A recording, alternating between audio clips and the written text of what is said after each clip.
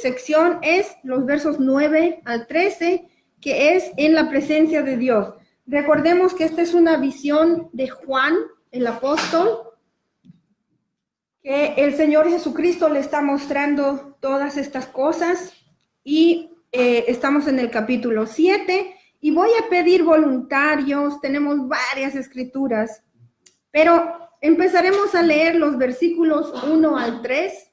Empezaré con usted, hermano Jorge, los versículos 1 al 3, si nos lo puede leer. Después de esto, vi a 4 ángeles en los 4 ángulos de la tierra. Estaban allí de pie, deteniendo los 4 vientos, para que estos no se desataran sobre la tierra, el mar y los árboles. Vi también Está bien, hasta el 3. Vi también a otro ángel que venía del oriente, con el sello de Dios vivo. Gritó con voz potente a los 4 ángeles, a quienes se les había permitido hacer daño a la tierra y al mar. No hagan daño ni a la tierra ni al mar, ni a los árboles, hasta que hayamos puesto un sello en la frente de los siervos de nuestro Dios. Amén. ¿Ya? Sí. Vamos a leer más adelante del 4 al 8, pero quiero que sepan que en esta sección, el verso 1 nos habla de 4 vientos.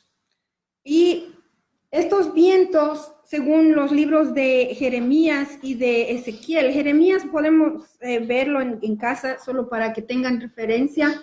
Jeremías 49, verso 36. Usemos un poco nuestra imaginación. ¿Qué hace un viento?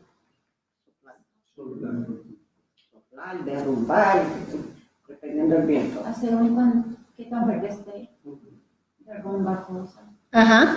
O sea, cuando un viento sopla, destruye y al destruir, esparce, ¿verdad? Entonces, en esas secciones, en Jeremías y en Ezequiel 9 y Jeremías 49, lo pueden leer con más calma en sus casas. Vemos Jeremías 49, capítulo 49, ¿no? Y Ezequiel 9. Habla de unos vientos que vienen como juicio de Dios. Entonces, estos vientos, número 1, esparcen. No sé si estoy utilizando una palabra que todos la entienden. Desparraman, extienden y también destruyen, porque es el juicio de Dios. Entonces, en los versículos que nos leyó nuestro hermano Jorge, habla de un sello en las frentes de los siervos del Señor, y eso lo vamos a ver también en los capítulos 9, en 14 y el 22. No necesitan anotarlo porque lo vamos a volver a ver. Y este sello es el nombre de nuestro Dios, que está puesto, está siendo marcado, sellado en las frentes de los que son siervos del Señor. Esta es una marca totalmente diferente que la marca de la bestia. La marca de la bestia es para identificarlos en total oposición a Dios y para separarlos para juicio. En cambio, la marca del Señor sobre estos creyentes es para protección y para identificarlos como que le pertenecen a nuestro Señor Dios Todopoderoso. Y en Jeremías y en Ezequiel también se ve esto de que era, como les dije antes, iba a ser un juicio sobre Jerusalén y Dios estaba apartando a los que iban a ser protegidos protegidos de este juicio que iba a caer sobre Jerusalén. En estos últimos tiempos de los que nos habla estas visiones de Juan, estas personas serán protegidas también porque tienen la marca de nuestro Señor en sus cabezas. También, cuando viene el Señor que se lleva la iglesia, ellos también Claro, claro que sí. a ese mismo tiempo. El rapto es primero. Bueno, hasta ahora como ustedes están, quiero aclarar una cosa, quiero que vean una cosa. Hasta lo que hemos leído hasta ahora, no se ve un arrebatamiento de los santos. El rapto, no se lo ve. Estos son personas que son separadas por Dios con esa señal para ser protegidos. No podemos asumir si ha pasado el arrebatamiento o no ha pasado. Para que no haya confusión, arrebatamiento, rapto, es la misma idea. O sea, esto no tiene nada que ver con el arrebatamiento. No. Nada de eso. No, Pero en estos momentos son sellados. sí, están siendo sellados. En tiempo de nosotros, ¿Ah? en tiempo de nosotros, va a haber sellados. No sabemos. Esto, recuerden, es en medio de la tribulación que ya empezó. ¿Recuerdan los cuatro primeros caballos, que es el inicio del juicio de Dios? Y aquí están todavía estas personas que están siendo apartadas por Dios para protegerlas y marcándoles la frente. No quisiera confundir ninguna cosa, pero hasta ahora estamos bien. ¿Sí? ¿No? Sí. No, pero Es que no sabemos. Porque todos como los juicios y todo eso que están hablando ahí, todo eso feo que va a suceder, es parte de la tribulación, ¿no? Sí, Eso es después de que la iglesia se haya ido. no sabemos. Hasta el momento de lo que hemos leído no hay ninguna indicación de que ya haya habido el Con rapto. otros textos es obvio que la iglesia ya se fue, porque dice que lo único que No está podemos es- decir lo que es está- obvio. Hay mucha, ¿cómo se puede decir? Sí, controversia y se pueden asumir cosas. Usted puede concluir que sí es obvio, pero yo diría no, a mí no me parece así. Porque es si la iglesia difícil. no va a pasar tribulación, y aquí está en medio de la tribulación. Entonces quiere decir que nosotros estamos en medio de la tribulación. Pareciera que hasta este momento pareciera que así es. Y Porque no, en lo que hemos leído de es una Apocalipsis no hay Por indicación. eso indica el rapto primero. ¿Dónde? Dice, en otras escrituras dice que primero tiene que ser el rapto para que se presente el hijo de perdición, que es Satanás. Que No se va a sabemos. confundir. Todavía. Sí, pero aquí ya está pasando. Por ejemplo, pues esto del Apocalipsis es una visión que estaba viendo Juan Ujú. miles de años atrás. Exacto, Entonces Juan está viendo el futuro de lo que va a pasar exacto. acerca de su pueblo, y este es acerca de los judíos. Pero no está hablando aquí de la iglesia, porque la iglesia en sí ya fue. No podríamos, no creo que deberíamos de asumir eso de esta manera. Ujú. Tendríamos que conocer bien las escrituras que usted se refiere para asumirlo de esa manera. Y yo la verdad no conozco esas escrituras que usted se refiere Ujú. para asumir que la iglesia no está aquí. Por eso estamos asumiendo hasta el momento que todavía no habla de un arrebatamiento o del rapto. Estamos asumiendo que todavía está la iglesia aquí y estamos en medio de la tribulación. Ahí han pasado ya los caballos, han sonado ya ha habido juicio de los 6 sellos. Ujú. Estamos empezando con el juicio de las trompetas y ahorita nada más estamos en un momento en el que estos ángeles están siendo detenidos, están deteniendo los vientos, ¿verdad? Entonces, ahí vemos que hay personas que están siendo también marcadas con el sello del Señor para ser protegidas. Y vamos a hablar más de estas personas. Vamos a hablar más. Ujú. Bien. ¿Ven? Amén. Déjenme ver. Si alguien me puede leer los versos 4 al 8, por favor. Nancy. Y oí el número de los sellos, los de los sellados, 144,000 sellados de todas las tribus de los hijos de Israel.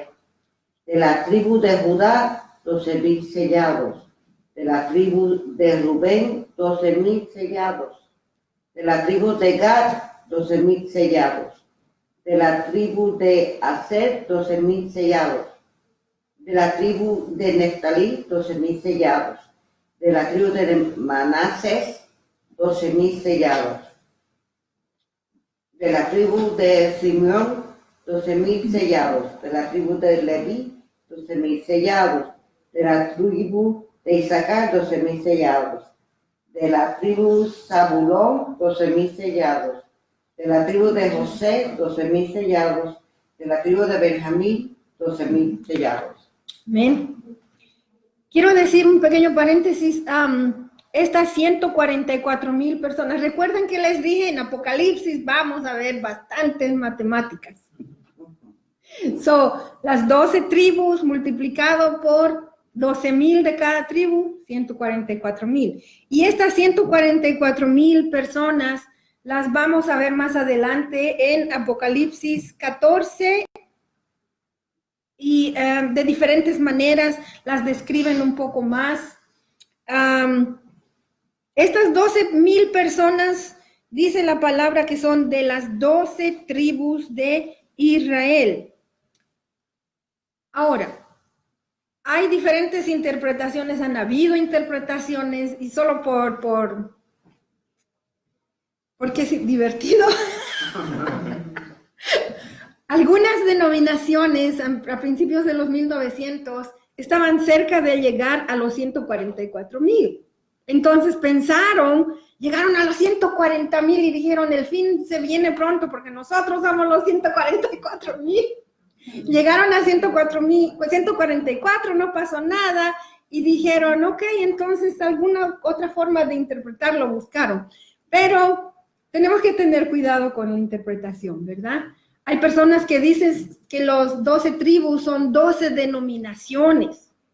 Hay otras personas que dicen son 12 tiempos de la iglesia en este lapso de 2,000 años.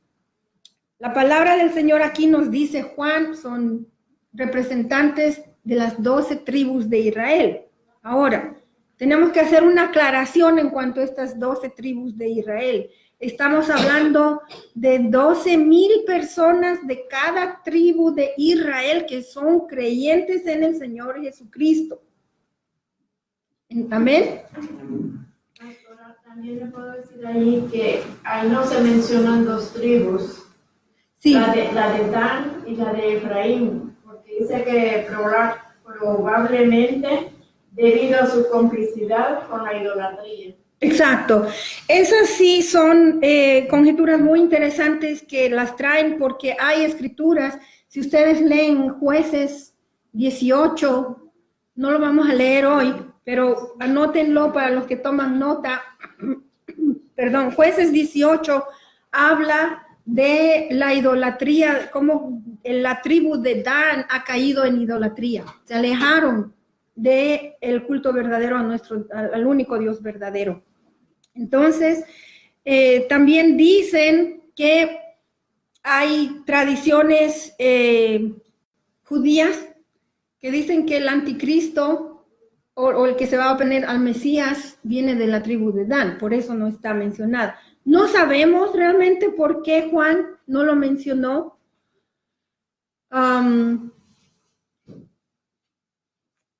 Es algo que tal vez el Señor pero el Señor sí nos lo va a contestar cuando estemos en su presencia.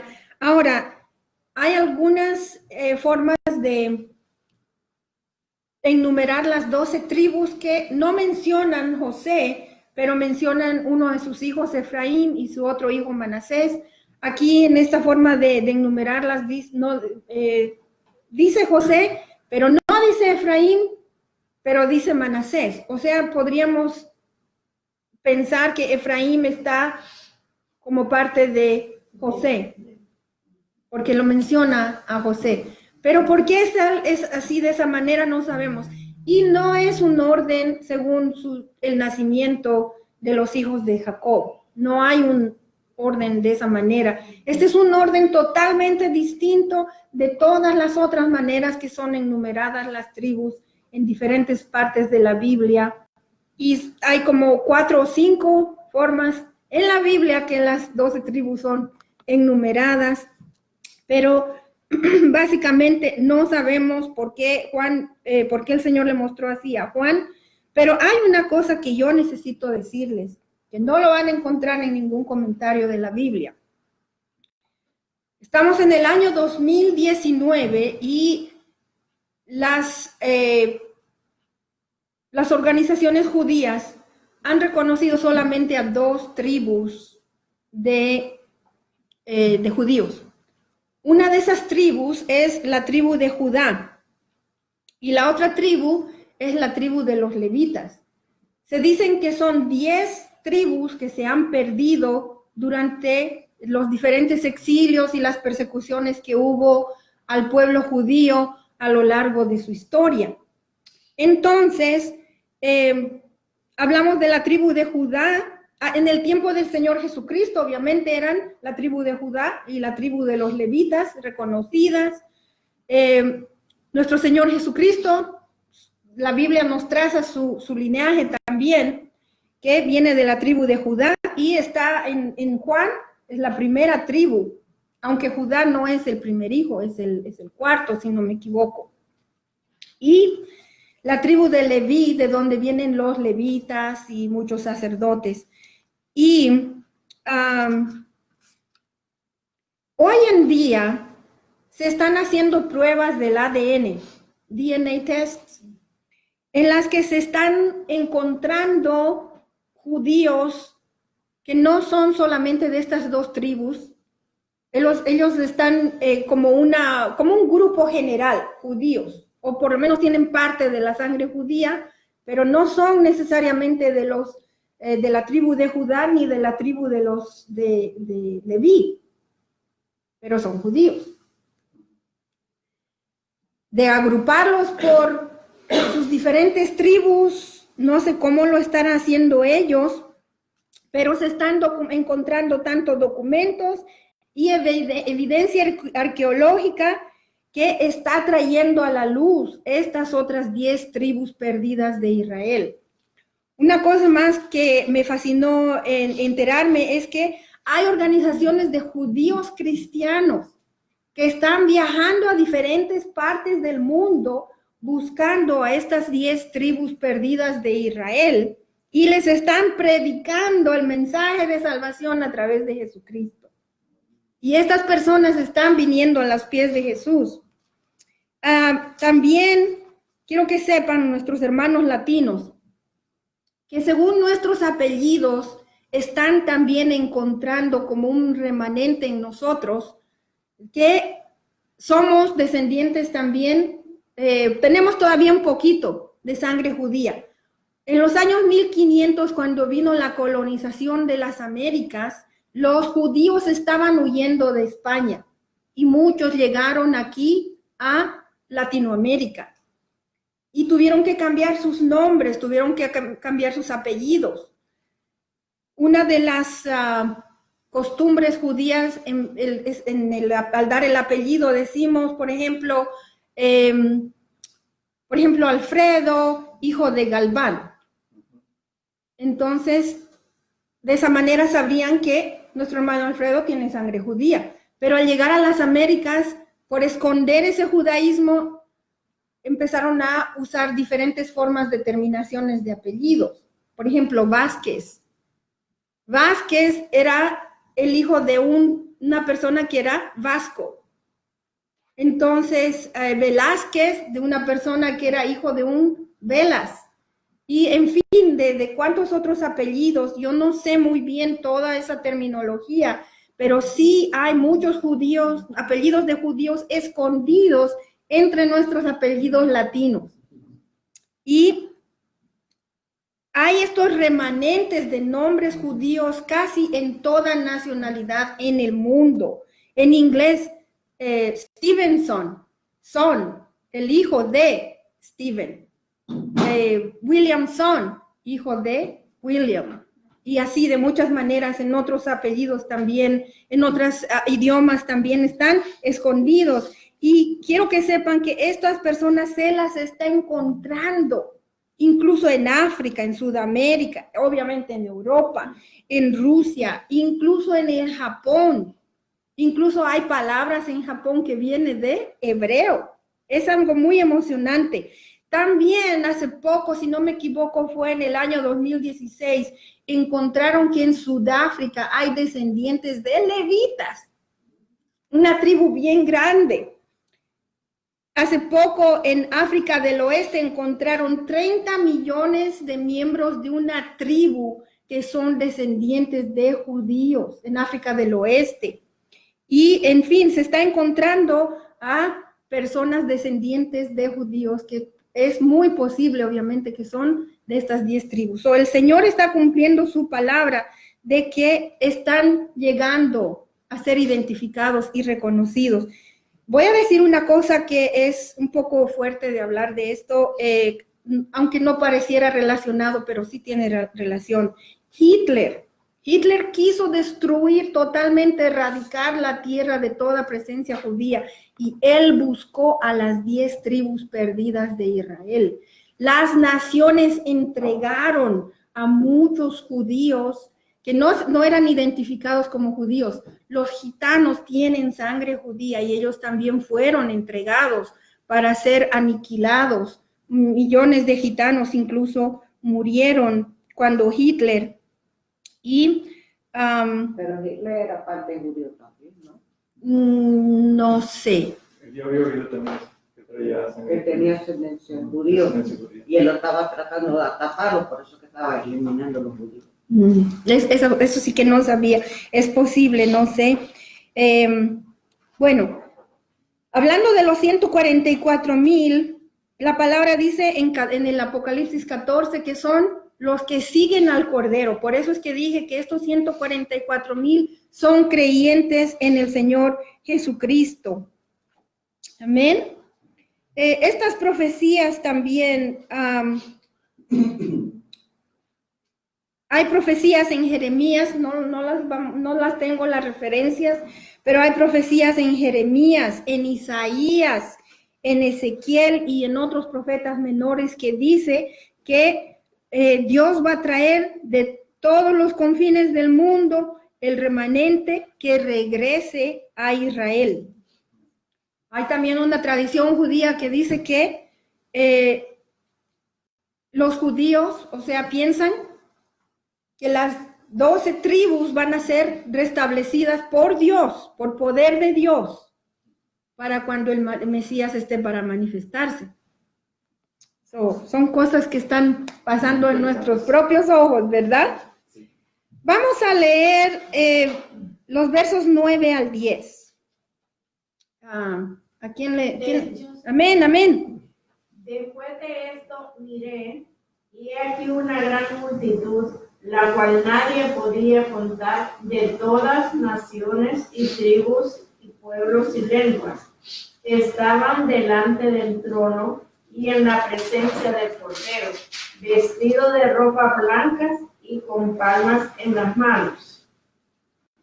Y clamaban a gran voz diciendo: la salvación pertenece a nuestro Dios que está sentado en el trono y al Cordero.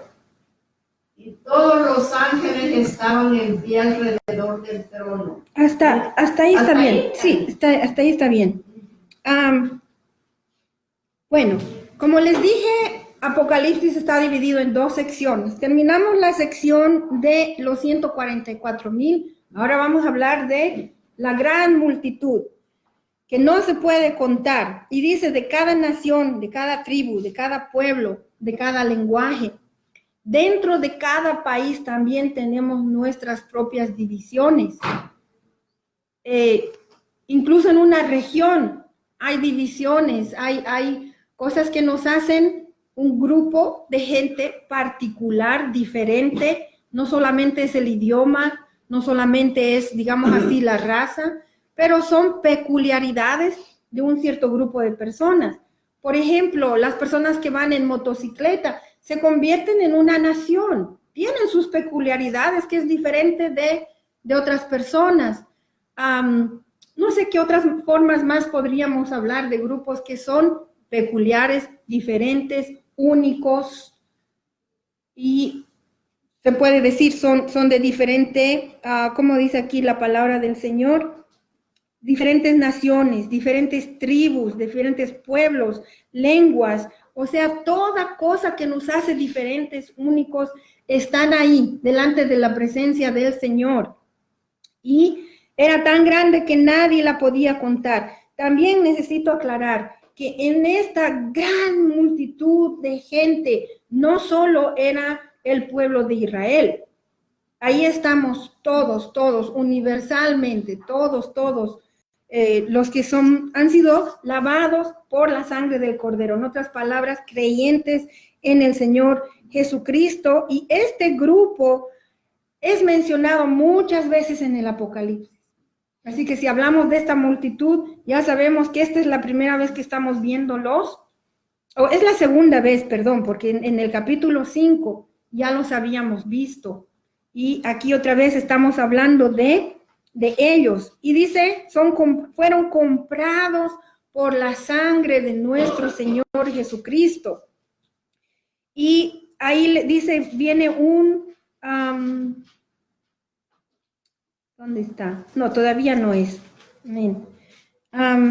Bueno, vamos a ver el verso 10, que dice, que alababan al Señor al que está sentado en el trono y al Cordero, y le alaban por la salvación, ¿verdad? En Apocalipsis 19 vamos a ver que este mismo grupo alaban a Dios por la salvación y también por juzgar a Babilonia. Es algo bien peculiar en el capítulo 19.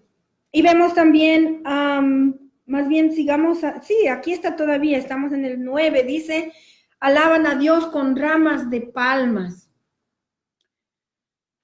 ¿Recuerdan cuando Jesucristo entró triunfante a Jerusalén? ¿Cómo lo recibió el pueblo? Con ramas de palmas, así es. Las ramas de palma son indicativo de victoria. Es una celebración de victoria. Así que esta gran multitud celebrando con las ramas de palmas, están celebrando la gran victoria del Cordero de Dios delante del trono de nuestro Padre Celestial. Amén. Amén. Si alguien me lo puede leer, los versos 11 y 12. Ya casi terminamos porque ya el resto es corto. Y todos los ángeles estaban de pie alrededor del trono y alrededor de los ancianos, de los 4 seres vivientes, se postraron rostro en tierra delante del trono y adoraron a Dios cantando. Amén. La bendición y la gloria y la sabiduría y la acción de gracia y el honor y el poder y la fuerza permanecen a nuestro Dios por siempre y para siempre. Amén. Amén. Amén.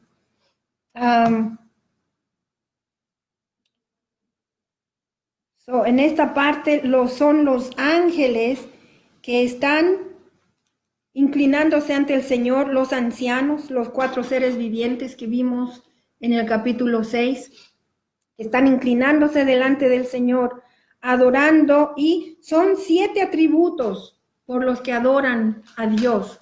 Hablamos acerca del número 7. ¿Quién se acuerda que es el número 7? 7. Número de la perfección, número completo. De perfección, de completo, o sea, están adorando a Dios en plenitud. Amén.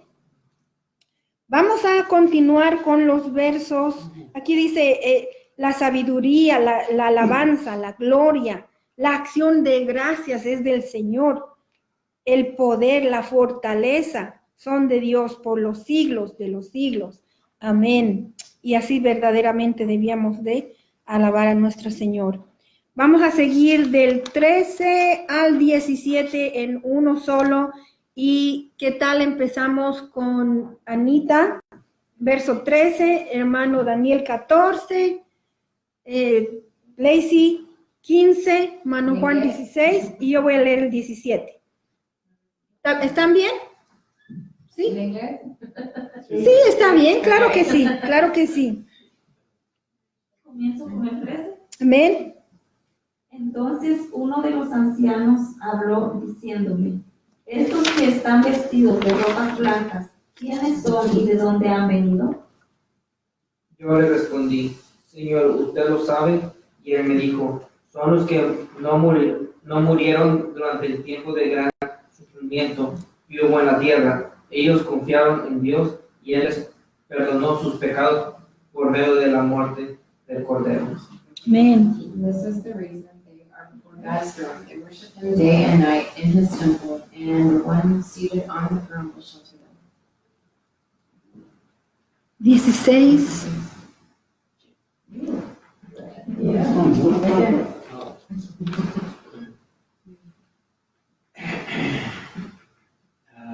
Ya no sufrirán hambre ni sed, no los habitará el sol ni ningún calor abrasador. Porque el Cordero que está en el trono los pastoreará y los guiará a fuentes de agua viva, y Dios les enjugará toda lágrima de sus ojos. Ahí está la multitud, dice que ha salido de la gran tribulación. Esto es paralelo con Daniel, si no me equivoco, el capítulo... aquí está, Daniel 12. Lo pueden leer. ¿Recuerdan? Hablamos de dos paralelos a Apocalipsis. Hablamos que paralelo a Apocalipsis es Daniel 9, 11 y 12 y también Mateo 24. La única razón por la que estoy mencionando Mateo 24 es porque es más completa que los otros libros que se mencionan en Lucas y en Marcos. Mateo 24 es el más conocido, el más completo, pero también es paralelo con Lucas y Marcos, pero solo por este estudio estamos utilizando el libro de Mateo. Y esta habla de esta gran multitud que sale de la gran tribulación. Aquí no lo dice, pero acuérdense lo que es un tema que se repite a lo largo de Apocalipsis.